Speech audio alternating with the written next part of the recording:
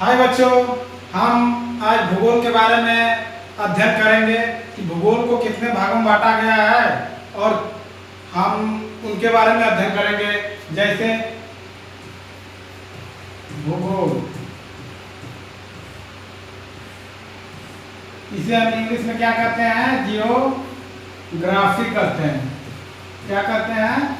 Geography कहते हैं। इसे हम विश्व का भूगोल और भारत के भूगोल के पर्पज से पढ़ते हैं। ये क्या है? विश्व का भूगोल। कितने भागों में बांट सकते हैं? 2 भागों में। विश्व का भूगोल, विश्व का भूगोल, ठीक। और एक क्या करेंगे? भारत का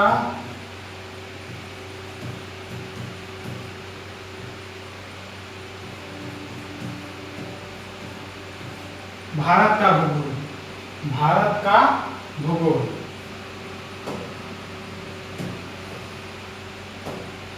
भारत का भूगोल, और इसको भी 2 भागों में हम बांट सकते हैं।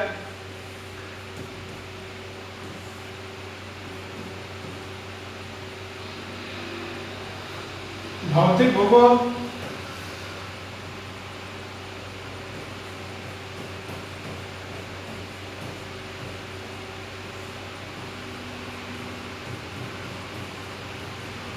भौतिक भूगोल,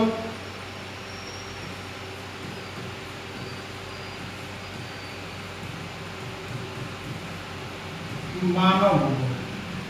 भौतिक भूगोल वह भूगोल होता है जिसके अंतर्गत हम पर्वत, पठार, मैदान इन सब का अध्ययन करते हैं।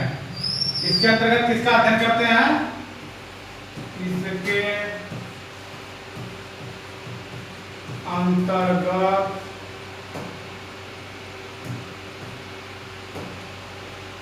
इसके अंतर्गत पर्वत, पठार,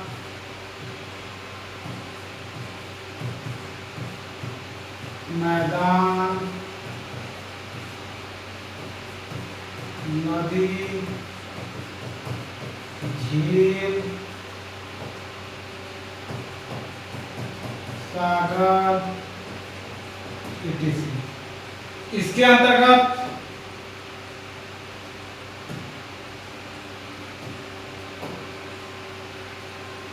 मानव भूगोल के अंतर्गत सांस्कृतिक पक्षों का अध्ययन किया जाता है। मतलब पृथ्वी पे मानव द्वारा निर्मित क्षेत्रों का अध्ययन करना ही मानव भूगोल कहलाता है। जैसे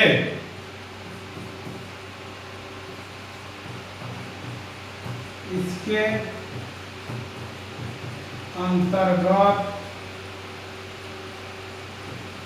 कृषि, उद्योग, परिवहन का अध्ययन किया जाता है। का अध्ययन किया जाता है। ये समझ में आया? भूगोल को हमने 2 पार्ट में बांट दिया, विश्व का भूगोल, भारत का भूगोल। अब विश्व के भूगोल को हमने भी 2 भागों में बांट दिया, भौतिक भूगोल, मानव भूगोल। भौतिक भूगोल के अंतर्गत पर्वत, पठार, मैदान, नदी, झील, झरने आदि का अध्ययन किया जाता है। जबकि मानव भूगोल के अंतर्गत जो है, इसके अंतर्गत कृषि, उद्योग, परिवहन का अध्ययन किया जाता है। अर्थात मानव द्वारा निर्मित,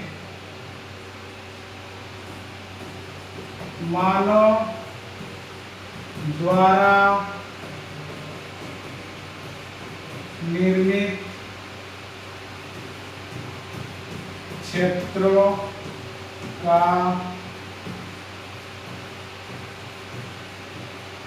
अध्ययन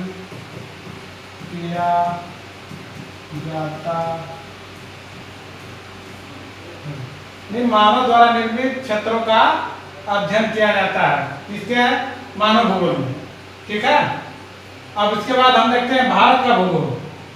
इसका देखते हैं भारत का भूगोल।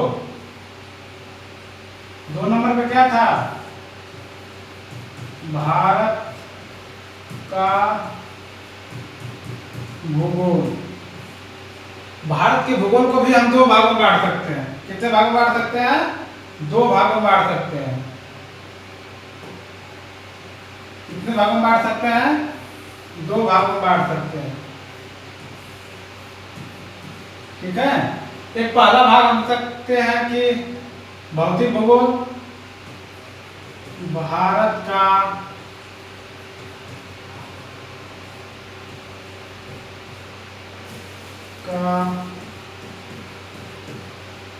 भौतिक भूगोल, भारत का भौतिक भूगोल। फिर भारत का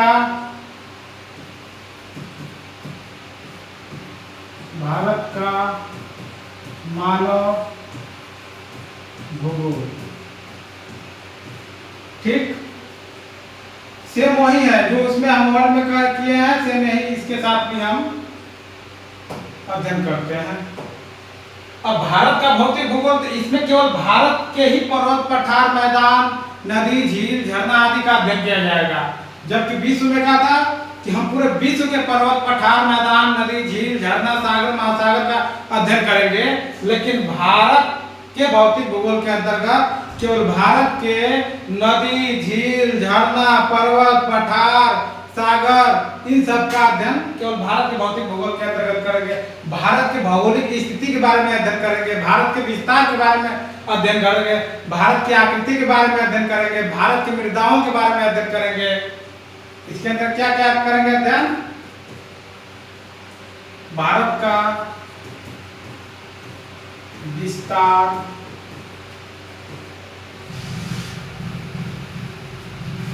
स्थिति, आकृति का अध्ययन करेंगे।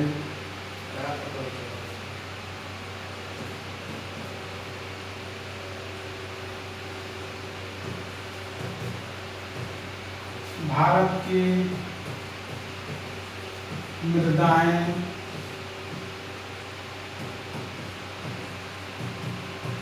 भारत की नदियां,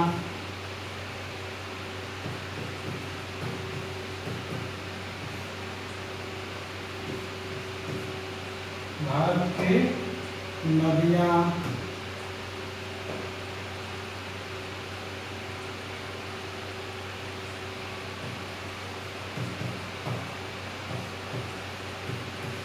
भारत की जलवायु व मानसून, भारत की जलवायु और मानसून के बारे में अध्ययन करेंगे। भारत की वनस्पतियां, भारत की वनस्पतियां का अध्ययन करेंगे। इनके अंतर्गत इन सब का अध्ययन करेंगे। और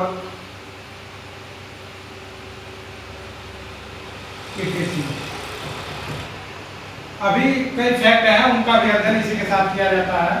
अब देखते हैं भारत का मानव भूगोल। भारत का मानव भूगोल के अंतर्गत भारत में निर्मित मानव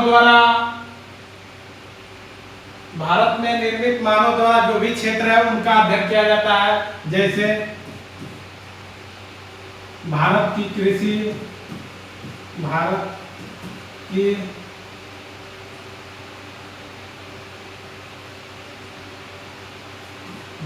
की कृषि व फसल, परिवहन, उद्योग, खनिज,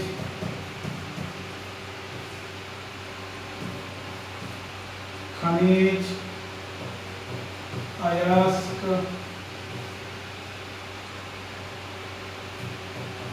ऊर्जा संसाधन संसाधन ETC। भारत का मानव भूगोल के अंतर्गत कृषि, परिवहन, उद्योग, खनिज, अयस्क, ऊर्जा संसाधन, इन सब का अध्ययन किया जाता है।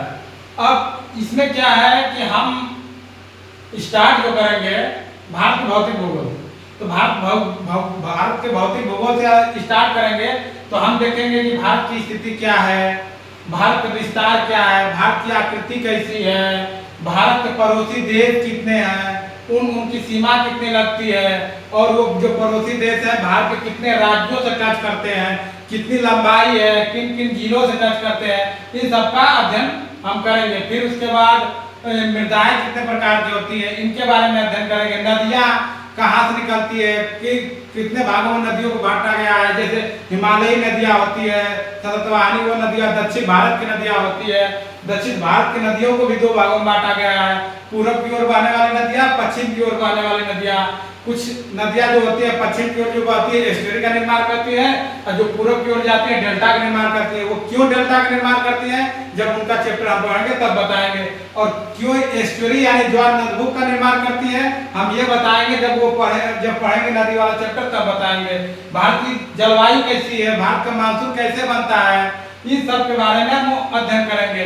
अब वनस्पतियाँ, उष्णकटिबंधीय वनस्पतियाँ, मरुस्थलीय वनस्पतियाँ, पर्वतीय वनस्पतियाँ, पर्वतीय वनस्पतियाँ, ये सभी बहुत प्रकार की वनस्पतियाँ हैं, टुड्रा, ये सब है। तो इन सब के बारे में हम अध्ययन, जब उसका टॉपिक आएगा तो टॉपिक वाइज हम अध्ययन करेंगे।